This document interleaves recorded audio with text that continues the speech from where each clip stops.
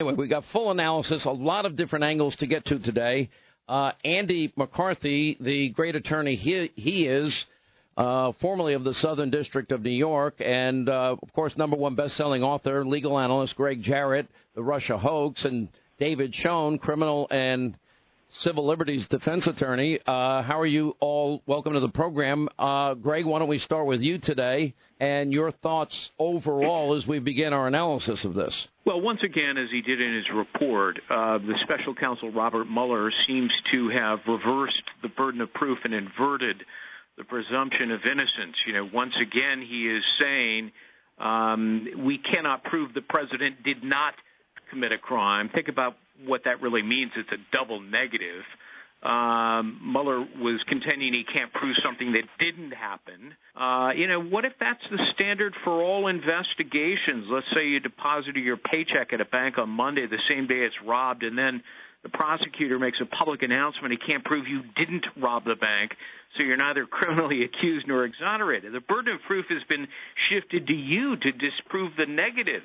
That's not the way our system of justice operates. But Mueller maligned Trump with a taint of criminality and depriving him of the presumption of innocence, and he did it once again today. Your take, David Schoen. Several points real quickly. Why did Mueller never say this before, that the sitting president couldn't be indicted? This was a subject of discussion day after day by the president's lawyers, how outrageous this was. Number two, if there was never could be a criminal prosecution of the president, and Mueller understood that, why was 600.1 of the regulations triggered? That requires a finding that there's a criminal prosecution or investigation of a person or matter that justice had a conflict with. Under 600.2, there were alternatives to this, including just an initial investigation. As Greg said, innuendo is tougher than a specific charge to defend against. You can't defend against it. And they make it worse by saying if there were no crime, then they would have made that clear. Last thing is, you can bet your bottom dollar that if they had evidence of a crime here with people like Andrew Weissman and Robert Mueller on this committee, in the special counsel's office, they would have laid that out. They would have said what the crimes were. They would have said their evidence, but we can't charge him because he's a sitting president. Well, and your take, Andy McCarthy, I mean, if you decided when you worked for the Southern District of New York not to indict somebody, you decided not to indict them. Do you go out there and say, well, do you leave a cloud of suspicion? Well, we think we might have been there, but we weren't there. And how do you reconcile the varying statements? I mean, if Rod Rosenstein, Office of Legal Counsel, the Attorney General, made what was a pretty clear, quick decision that had no basis or even considering this question of Justice Department policy about indicting a president of the United States while in office, he was clear that was not a consideration.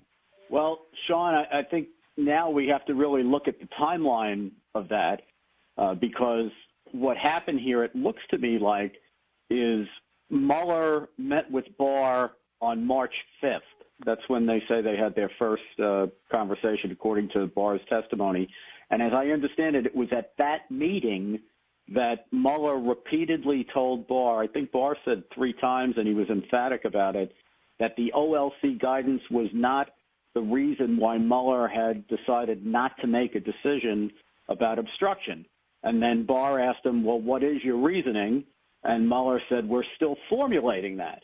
And then by 2.5 weeks later, on March 22nd, when Mueller delivers the report, he has this whole section in the beginning of the obstruction part of the report that really lays it at the feet of the OLC guidance.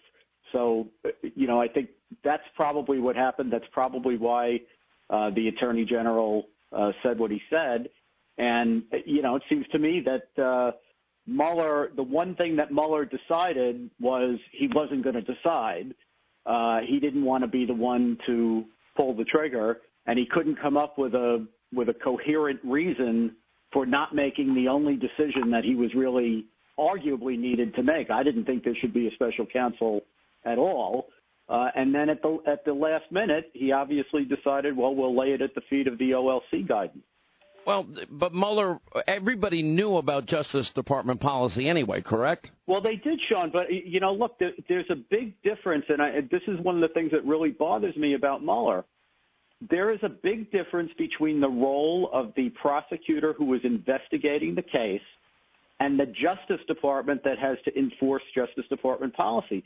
It was none of Mueller's concern that there's OLC guidance that says you can't indict a sitting president. The only thing Mueller needed to do as the prosecutor who was handling the case was tell the Justice Department, yes, there's enough evidence to charge, or no, there's not enough evidence to charge.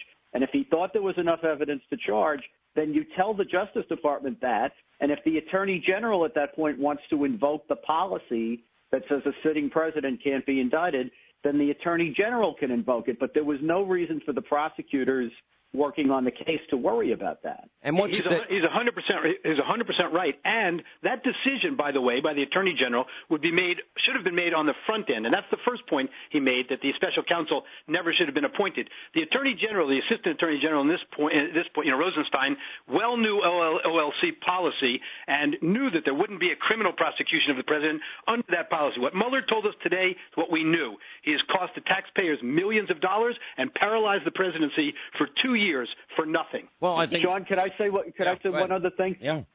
Something that's got to be decided now that I think Barr was trying to sidestep. There's clearly a difference between Barr and Mueller about what the legal requirements are for obstruction.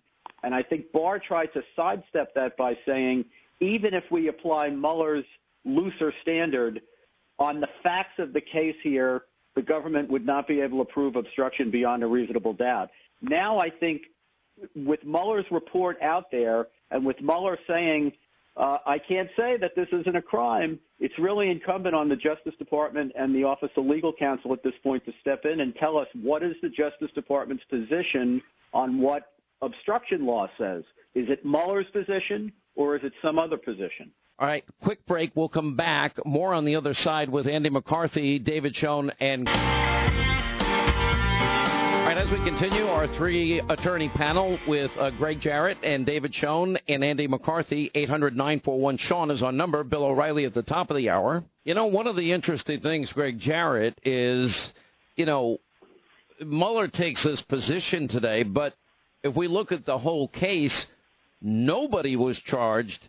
He didn't even return one charge because there was no evidence as it relates to any of these issues.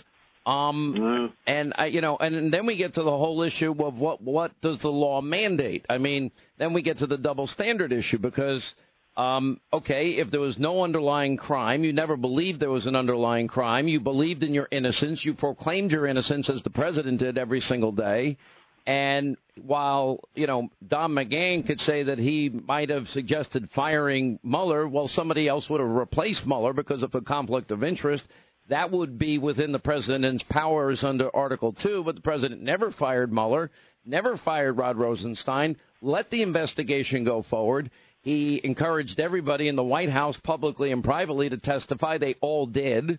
1.5 million documents handed over in the process of all of this, and saying that this is a witch hunt hardly is obstruction. Where is the obstruction?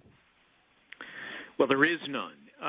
First of all, there are two U.S. Supreme Court decisions that say general statutes don't apply to a president who's exercising his constitutional authority unless those statutes say so. If you look at all of the obstruction statutes, they do not expressly apply to the president. So as a constitutional matter, in things like firing James Comey and the words allegedly uttered about Michael Flynn, those as a constitutional proposition do not qualify under obstruction of statute. But even if you accept some sort of expansive, elastic interpretation of obstruction as it applies to the president, for every allegedly incriminating finding in Mueller's report, there is a corresponding exculpatory explanation. So even there's no corrupt intent or improper purpose as obstruction requires. So on all fours, obstruction has no application to the president. What concerns me here is that Mueller's peddling two different stories. He says to the public that the OLC opinion, you can't charge a sitting president, prevented him from doing his job, and yet according to Bill Barr's testimony and his statement to the media, he was specifically told by Mueller on 3 occasions that the OLC opinion has nothing to do with his decision. So somebody's not telling the truth here. And, I don't know who it is, but I'll tell you this much. Mueller's story doesn't really stand up. All right, I want to pick up on that point when we get back. Gregg Jarrett, Andy McCarthy, David Schoen with us. The answer. And the report is my testimony. I would not provide information beyond that which is already public in any appearance before Congress. Yeah, but I'd love to get answers to questions. When did he know there was no collusion? I'd like to know, well, if you had time for taxi medallions, loan applications, taxes, and FARA violations, why didn't you have time for a foreign put-together, phony Russian dossier that was used as the basis of a FISA warrant before the election and after the election, paid for by the opposition party? Was that not, is the New York Times right in their description that it was very likely Russian disinformation? Maybe that's a little bit more important than taxi medallions and a little bit more important than FARA violations. I don't think Mueller wanted to answer any of these questions. So Democrats are doing what they do, which is, of course, there's Nadler out there. Of course, impeachment is on the table. And Mueller found substantial evidence of obstruction of justice. No, he did not. Point out to me where that evidence is. Mueller could not charge Trump because of Justice Department rules. That's not even what he's saying. And the Attorney General, which, again, people like Nadler never wanted the Starr report, with 11 specific charges that Congress should look into with Bill Clinton, he didn't want that public. And the former law was changed into the current law, which was, we used to have, very different way of handling all of this. And we've gone over in detail. Okay, what does this all mean?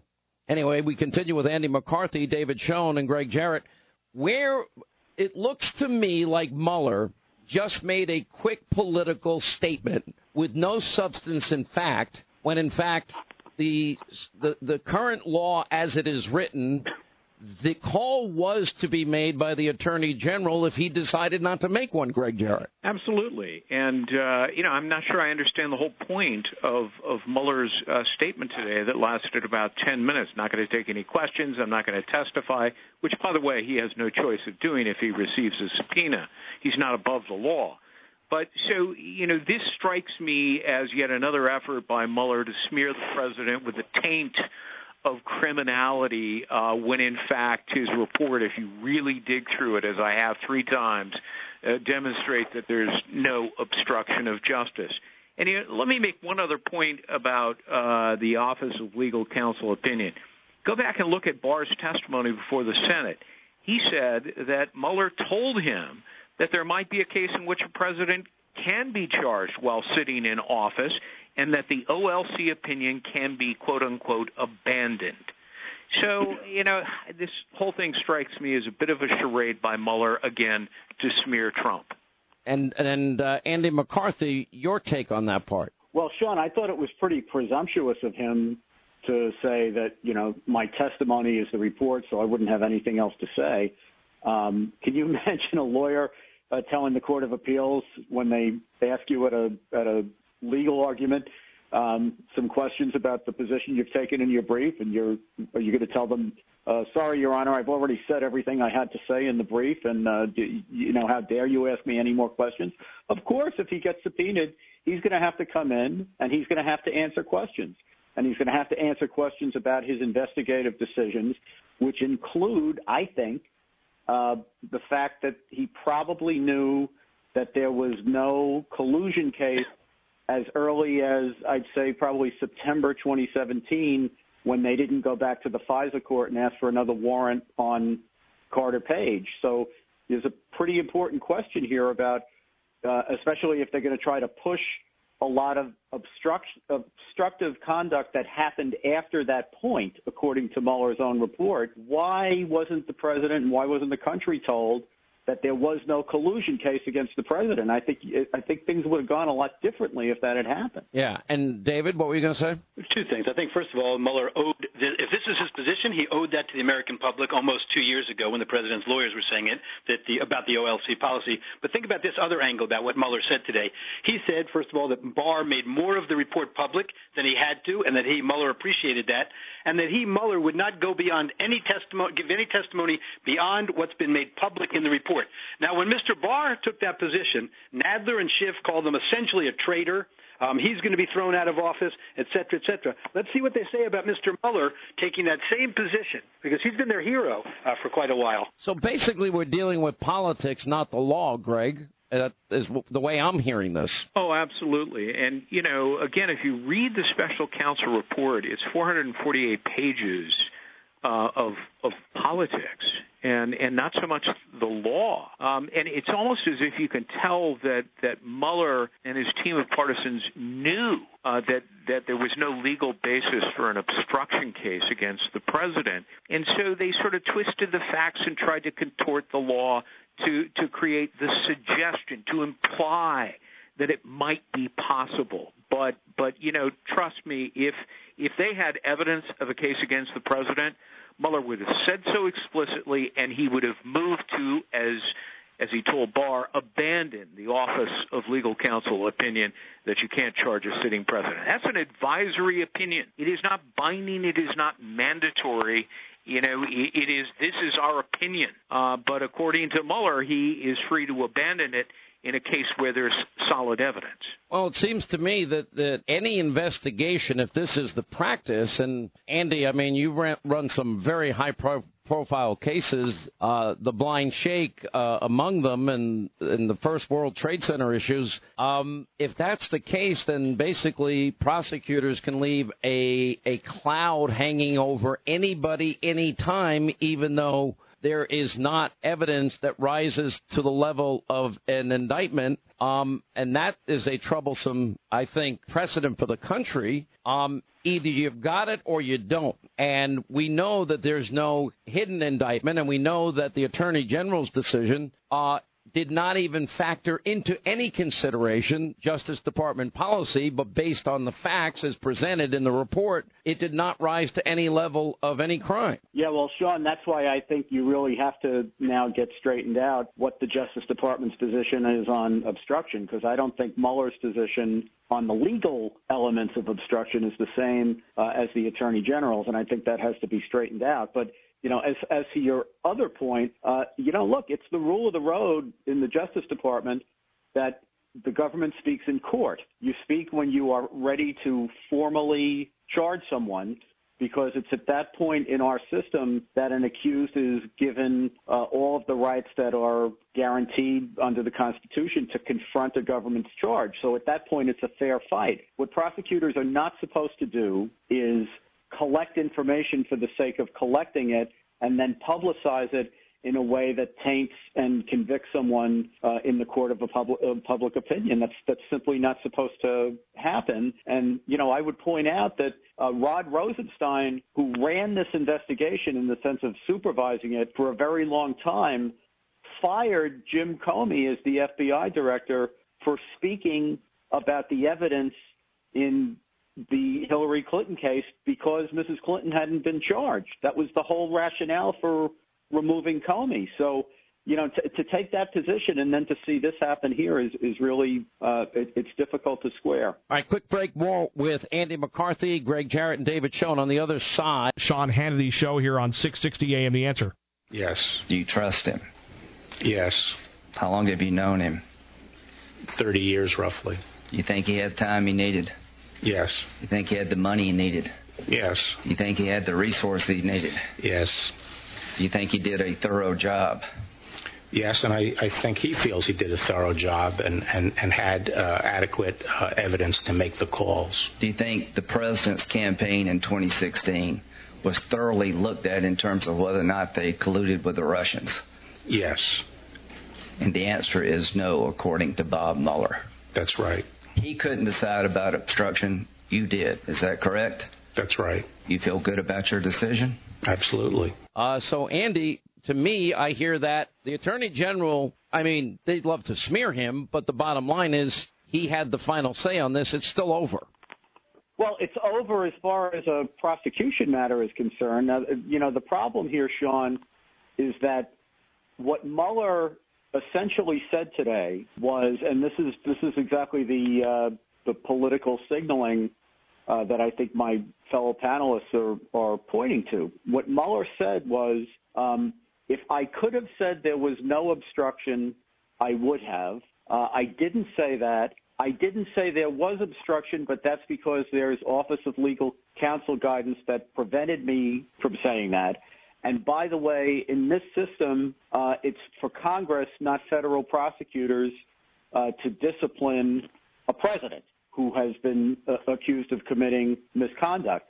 So it seems to me that what he has basically done for the Democrats is to signal to them, hey, look, guys, I could have found felonies here, and the only thing that stopped me was the Office of Legal Counsel guidance, and you guys don't even need felonies, so here you go, and the Constitution says it's on you to take care of the president, have at it.